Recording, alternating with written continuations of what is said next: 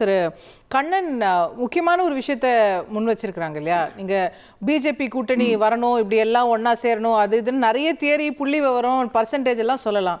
தொண்டர்கள் ஏற்கணும்ல. தொண்டர்கள் ஏற்க மாட்டாங்கன்னு பழனிசாமி யாரும் சொல்லிட்டாங்களா? இத கூட்டணி வியூகத்தை எப்படி அமைக்கணும் அப்படிங்கிறவங்க தெரிஞ்சவங்க பேச மாட்டாங்க. 2011 இந்த மாதிரி ஆட்சி அமைத்தே ஆக வேண்டியங்கிற கட்டாயம் அதிமுகவுக்கு ஏற்பட்டது. அப்ப விஜயகாந்த் வளர்ந்து வரக்கூடிய ஒரு கட்சியில இருக்கிறார். அப்ப பொதுமக்கள் மத்தியில 8%, 9% கிட்டத்தட்ட 10% விஜயகாந்த் நெருங்கக்கூடிய காலகட்டம் வருது. இன்னைக்கு சீமான் வாங்கின மாதிரி 8.5% ஓட்டுகளை விஜயகாந்த் 2019லயே 2011க்கு முன்னாடியே வாங்கிட்டாரு. அதனால 2011 அவருடைய வாக்கு வங்கிங்கிறது நம்மளுக்கு முக்கியமா இருக்குமான்னு ஐயா ஓபிஎஸ், அண்ணன் செங்கோட்டையன், அண்ணன் வைத்திலிங்கம், நத்து விஸ்வநாதன் இவங்க எல்லாம் வலியுறுத்தினாங்க. அப்ப நீண்ட இடைவேளைக்கு பிறகு, மிக நீண்ட பரிசீலனைக்கு பிறகு அம்மா வேற வழி இல்லாம ஒத்துக்கிட்டேன் அப்படிங்கறத சட்டமன்றத்திலே அறிவிச்சிருக்கிறாங்க. ஓபிஎஸ் உங்களுக்காகத்தான் இந்த நான் கூட்டணிக்கு ஒத்துக்கிட்டேன், இல்லைன்னா எனக்கு உடன்பாடே இல்லைன்னாங்க. ஆனால் அன்னைக்கு கட்டாயப்படுத்தி அம்மாவை அந்த கூட்டணிக்கு ஒத்துக்கிட வைக்கலன்னா அன்னைக்கு அதிமுகவின் வெற்றி வாய்ப்பை கேள்விக்குறியாயிருக்கும். அதே போல்தான் இன்றைக்கு பாஜக 10% வாக்கு வாங்கி நிக்கிறது. இல்ல, அதுதான் நான் முதல்ல கேட்டுட்டேன். இல்ல, நீங்க சதவீத கணக்கெல்லாம் சொல்லாதீங்க, தொண்டர்கள் ஏற்பார்களா சொல்லுங்க. அன்னைக்கு சீட்டு அறிவிக்கிற வரைக்கும் அதிமுக தொண்டர்களுக்கும் தேமுதிக தொண்டர்களுக்கும் ஒரு பகையே இருந்தது. தேமுதிகவை கேட்காம சீட்டை அறிவித்தாக்கி விட்டது. ஜெயா டிவில ஓடிருச்சு, வேட்பாளர் பட்டியல் வெளிவந்துருச்சு. ஆனாலும் அன்னைக்கு ரெண்டு தொண்டர்களும் ஒருத்தருக்கு ஒருத்தர் கொடும்பாவே எரிச்சுக்கிட்டாங்க. ஆனாலும் வெற்றி முக்கியங்கிறத கருதி அந்த தொண்டர்களை ஆசுவாசப்படுத்துறவங்க தலைவர். எது எது நம்மளுக்கு தேவைங்கிறத புரிய வைக்கிறது பேர் தாங்க தலைவர். தொண்டரின் எண்ணமே தெரியாதவர் எப்படி தலைவரா இருக்க முடியும்? இப்ப தொண்டர்கள் தொண்டர்கள் வேணும்ன்றாங்களா? பிஜேபி கூட்டணி வேணும்ன்றாங்களா? பிஜேபி கூட்டணி இல்லைன்னா இன்னைக்கு தமிழ்நாட்டுல எப்படி ஆட்சி அமைப்பீங்க?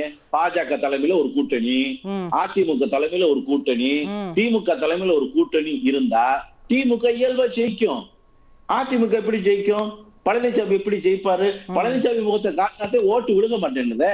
10 தோல்வி 11 தோல்வியும் தோல்வியை நோக்கிய பயணம் பண்றது அதிமுக. இன்னொன்னு சொல்றேன், பழனிசாமி விரும்பினாலும் சரி விரும்பாட்டியும் சரி அதிமுக பாஜக ஏனைய கட்சிகளுடன் கூட்டணி, திமுகவை எதிர்க்கின்ற பெரும்பான்மையான கட்சிகளுடன் எடப்பாடி பழனிசாமி விரும்புறதை அவர் வெளிப்படுத்தியிருக்காரு. நீங்க கண்ணன் நீங்க கவலைப்பட வேண்டியது இல்ல. எடப்பாடி பழனிசாமி விருப்பத்துக்கு போய் தானே அவர் ஆதரிச்சிருக்கிறாரு. அண்ணன் எடப்பாடி விரும்பினாலும் சரி விரும்பாட்டாலும் சரி, அவர் ஏத்துக்கிட்டாலும் சரி ஏத்துக்கிட்டாம போனாலும் சரி, அதிமுக பாஜக பிற தேமுதிக உட்பட பாமக உட்பட பிற கட்சிகள், அதாவது திமுகவை எதிர்க்கின்ற அனைத்து கட்சிகளும் ஒன்று சேர்வது உறுதி. இந்த கூட்டணியில் பழனிசாமி இருக்க போறாரா இல்லையாங்கிறத இப்ப கேள்வி. அதை நோக்கி நெருக்கடி நடக்குது. அந்த நெருக்கடிக்குள்ள அண்ணன் எதை சொல்றது, எதை சமாளிக்கிறது, அஜோ நம்ம அப்படி பேசிட்டோமே, இன்னைக்கு இப்படி பேச வச்சிருக்கேன்னு நெளிகிறார், புழு மாதிரி துடிக்கிறார். இததான் நடக்குது அதிமுக. அப்படியா திரு வில்சன்? இபிஎஸ் இருந்தோ இல்லாமையோ கூட்டணிக்கு அதிமுக தயாராயிடுச்சுன்றாரு. இல்லை, முக்கியமான விஷயம் சொன்னேன். இப்போ கண்ணன் ஒரு அருமையான யோசனை சொன்னார். 2011 ஜெயலலிதா அம்மா ஒரு சிலர் பேச்சை கேட்டு கட்சியில் தேமுதிகவோட கூட்டணி வச்சுட்டு சட்டமன்றத்திலே சொன்னாங்க, இது தேவையில்லாத லக்கேஜ், இவங்க சொன்னதுக்காக நான் தூக்கி சுமந்தேன், இவர் இல்லாதையே நாங்கள் ஆட்சியை பிடிச்சிருப்போம் அப்படின்னு ஜெயலலிதா அம்மா சொன்னாங்க.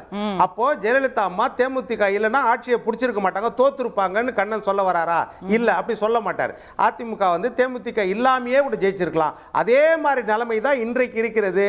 எடப்பாடியார் தேவையற்ற கூட்டணியை வைக்காம அதிமுக ஒண்ணுன்னு ஏத்துக்கிறீங்களா நீங்க? இல்ல அதுதான் இல்ல, முக்கியம். அந்த உதாரணம் அவர் தானே கொடுத்தாரு, நான் கொடுக்கலையே. அது அவர் தானே அந்த உதாரணத்தை கொடுத்தாரு, நான் கொடுக்கலையே. Correct. அவர் தானே கொடுத்தாரு. அன்னைக்கு- தேமுதிக இல்லன்னா அதிமுக அன்னைக்கு- தோத்துருக்கும்னு சொல்றாரு. அன்னைக்கு ஜெயலலிதா அம்மா பொருள்- மறைஞ்ச பிறகு அன்னைக்கு- இந்த வார்த்தையை பயன்படுத்த அசோக், ஒரே ஜெயலலிதா அம்மா நிமிஷம். உயிரோட இருக்கும்போது இந்த வார்த்தையை நிமிஷம். பயன்படுத்த முடியுமா? ஜெயலலிதா அம்மா இல்லன்னு உடனே ஒரே சொல்றாரு, தேமுதிக அன்னைக்கு அவங்க ராஜதந்திரத்தோட சேர்த்தாங்க, இல்லன்னா ஜெயலலிதா அம்மா ஏங்க, தோத்துருப்பாங்கன்னு சொல்றாருல்ல. அது எப்படி பதில் சொல்ல சொல்ல முடியும்? விடுங்க. அதாவது- அதான் சொல்றேன் நானு. அடுத்து இன்னொன்னு சொல்றேன். இல்ல, நான் சொல்லி முடிச்சிடறேன் சார், கொஞ்சம் இருங்க. நான் சொல்லி முடிச்சிடறேன். அடுத்தது என்ன சொன்னாரு? இப்ப என்னன்னா, இல்ல ஒரே ஒரு நிமிஷம் நான் சொல்லி முடிச்சிடறேன். அடுத்தது இப்போ பிஜேபி தலைவர் அண்ணாமலை வந்து என்ன யாரை குறிப்பிட்டு சொன்னேன்றது சொல்லல. அப்ப நம்ம யூகத்துல வந்து இப்ப நீங்க போன ரவுண்ட்லயே கூட ஆதாரம் கேட்டீங்க, ஏதாவது ஆதாரம் இருக்குதான்னு. ஒரு ஆதாரத்தை நான் கொடுக்குறேன், அதாவது தெளிவான ஒரு ஆதாரத்தை கொடுக்குறேன். பாட்டாளி மக்கள் கட்சியை தான் அவர் சொன்னாரு அப்படின்றதுக்கு ஒரு ஆதாரம் கொடுக்குறேன். ஏனென்றால் செயற்குழு பொதுக்குழு கூட்டத்தில் பாட்டாளி மக்கள் கட்சியின் நிறுவனர் ஐயா ராமதாஸ் தெளிவா சொன்னாரு, போன தேர்தலில் நாங்க தவறான முடிவெடுத்து விட்டோம், அதனால் தோற்றோம், இந்த தேர்தலில் அந்த மாதிரி முடிவெடுக்க மாட்டோம்னு சொன்னாரு. இப்போ அவர் மகன் தான் அங்க தவம் இருக்கிறாரோ, ஒருவேளை இருக்கலாம், அதனால அதை சொல்றாரு. எடப்பாடியார் தெளிவா சொன்னாரு, தவம் இருக்கின்றார் என்ற வார்த்தையை அதிமுகவை பார்த்து சொல்லவில்லை. ஏனென்றால் அதிமுக எவருக்காகவும் தவம் இருக்காதுன்னு அண்ணாமலைக்கு நல்லா தெரியும். அதனால அண்ணாமலை பாணியிலேயே சொன்னாரு. அண்ணாமலை எந்த பாணியில பேசினாரோ அதே இரட்டை அர்த்த பாணியில இவர் சொன்னாரு, அதிமுக யாருக்காகவும் தவம் இருக்காதுன்றது அண்ணாமலைக்கு மட்டும் இல்ல, மோடிக்கே தெரியும். 2026 தேர்தலில் மோடிக்கு 2024 தேர்தலில் மோடிக்கு அமித்ஷாவுக்குமே தெரியும். அதனால தவம் இருக்கிற வார்த்தையை அதிமுகவை பார்த்து அவர் சொல்லவில்லை அப்படின்றது அதே ஸ்லேடையோட அவரும் சொல்லியிருக்காரு. அவ்வளவுதான். மற்றபடி பாத்தீங்கன்னா அதிமுகவை பொறுத்த வரைக்கும் பிரதான கட்சி, அவர்கள் யாருக்காகவும் தவம் இருக்க மாட்டாங்க. ஒரு ராஜதந்திரம் ஒரு தலைமைக்கு என்ன அழகுனா, யாரோடு கூட்டணி வைப்பேன்றத சொல்றதை விட யாரோடு கூட்டணி வைக்க மாட்டேன் அப்படின்னு சொல்றத வந்து மறைச்சு வைக்கிறது தான் மிகப்பெரிய ஆளுமைக்கு அழகு. அதுதான் ராஜதந்திரம். அதுல என்ன ராஜதந்திரம்? ஆமா, யாருடைய கூட்டணி வைப்போம்னு சொல்றதுக்கும் யாருடைய கூட்டணி வைக்க மாட்டேன்னு சொல்றதுக்கும் இரண்டும் ஒரு மறைபொருளாக தேர்தல் வரைக்கும் இருக்கணும். ஏன்னா ஆளுங்கட்சி இன்றைக்கு ஆட்சியாளர்கள் கையில இருக்குது, அவங்க ஆதிக்கம் செலுத்திட்டு இருக்காங்க. அவங்க கூட எக்ஸிஸ்டிங் கூட்டணி ஒண்ணு அந்த 2019ல இருந்து ஸ்ட்ராங். இல்ல, நீங்க யாரோட சேர போறீங்க, உங்க ஃபைனல் கூட்டணி வடிவத்தை யாருமே சொல்ல மாட்டாங்க, அது வேற விஷயம். யாரோடு வைக்க மாட்டோம்னு சொல்றதும் ஒரு ராஜதந்திரம்னா என்ன ராஜதந்திரம் எனக்கு புரியல. ஆமா, வைக்க மாட்டோம் அதையும் சொல்லுவாங்க இல்லையா, ரெண்டுமே ராஜதந்திரம். அதுதான வியூகம். யாரோட சேர்ந்தால் நமக்கு ஆதாயம், யாரோட சேராமல் இருந்தால் இப்போ பாஜகவோடு சேரலாம் சேராமல் போகலாம், ரெண்டு ஆப்ஷன் தான் திறந்து வச்சிருக்கீங்க, கரெக்ட்டா? வெளியே சொல்ல மாட்டேன்ற ஆப்ஷனை வச்சிருக்காரு, அவ்வளவுதான். அப்படின்னா என்ன சார் அர்த்தம்? சேராமன்றது சொல்ல, அதை நான் வெளியே சொல்ல மாட்டேன். சும்மா பேசுங்க சார். உண்மை அதுதானே, யாரோட சேருவோன்றது வெளியே சும்மா பேசுங்க. இல்ல இதுதான் உண்மை, அதுதான் உண்மை. இப்போ ஃப்ரீயா பேசணும். இப்போ குமார் தான் ஃப்ரீயா பேசணும், ஏன்னா அவங்க தலைவர் யார சொன்னாரு அதை வெளிப்படையா சொல்லிட்டீங்கன்னா நாங்களும் வெளிப்படையா பேசிடலாம். சரி, இப்போ நீங்க வந்து சொல்லிடணும் உங்க தலைவர் யார சொன்னாரு, ஏன்னா $1 மில்லியன் கொஸ்டின் அதிமுக சொல்லல அப்படின்னா. தமிழ்நாட்டில் 63 கட்சிகள் இருக்குது, பதிவு செய்யப்பட்ட கட்சிகள். எந்த கட்சியை சொன்னார்? ஜான் பாண்டியன் சொன்னாரா, ஏசி சண்முகத்தை சொன்னாரா, தேவநாதன் யாதவ சொன்னாரா, யார சொன்னாருன்னு சொல்லிட்டாருன்னா முடிஞ்சு போச்சு. கேட்போம். முதல்ல திரு கண்ணன் நீங்க பதில் சொல்ல விரும்புனீங்க, அப்புறம் திருக்குமார். திரு கண்ணன். அதாவது புரட்சி தலைவி அம்மா அவர்களே மாபெரும் மக்கள் தலைவி, தனிப்பெரும் தலைவியா இருந்தவங்களே கள யதார்த்தம் என்ன, இந்த நிலையில் கூட்டணி வைக்கலனா நம்மளுக்கு ஆபத்து என்பதை அவர் உணர்ந்தார். அதனாலதான் கூட்டணி வச்சார். அதுக்கப்புறம் அத கூட்டணி அந்த குழப்பத்துல விஜயகாந்துக்கும் அம்மாவுக்கும் ஏற்பட்ட மனக்கசப்புல விட்ட வார்த்தைகள் வேறு. ஆனால் இந்த இடத்துல இந்த கூட்டணியை பயன்படுத்தலைன்னா நம்ம ஆட்சிக்கு வர்றதுக்கு ஒரு சந்தேக கேள்விப்பட்டதுனாலதான் அவங்க கூட்டணி வச்சாங்க. இன்னைக்கு அப்படி ஒரு தலைவரா எடப்பாடி இந்த பழனிசாமியை புரட்சி தலைவி அளவிற்கு புகழ முடியுமா? புரட்சி தலைவி அளவுக்கு மக்கள் மத்தியில செல்வாக்கு படைத்த நபர் என்று ஒத்துக்கொள்ள முடியுமா? அதிமுக ஒன்றாக இருக்கிறதா? அதிமுக நன்றாக இருக்கிறதா? வெற்றியை நோக்கி அதிமுக பயணிக்கிறதா? யாராவது அதிமுக கூட்டணிக்கு இதுவரைக்கும் வாரேன் என்று சொல்லி இருக்கிறார்களா? நேற்று ஆரம்பித்த கட்சி ஆரம்பித்த வெளியே சொல்ல மாட்டாங்கல்ல சார், அதுதான் அவர் சொல்றாரு. அதுதான் எங்க ஸ்ட்ராட்டஜி. எல்லாரும் வெளியே சொல்லிட்டு நாங்க அதிமுகவோட போறோம், நாங்க ஓபிஎஸ் ஓட போறோம், நாங்க பாமகவோட போறோம்னா அப்புறம் என்ன இருக்கு?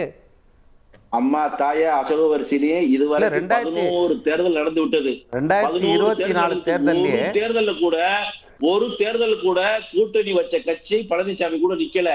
யார நம்ம மன்சூர் அலிகான் கூட கூட்டணி முடிச்சிட்டு போயிட்டாரு. சார் தேமுதிக இருந்தாங்கல்ல சார் போன தேர்தல். ஐயா, 2000 தேமுதிக இருந்தாங்கல்ல.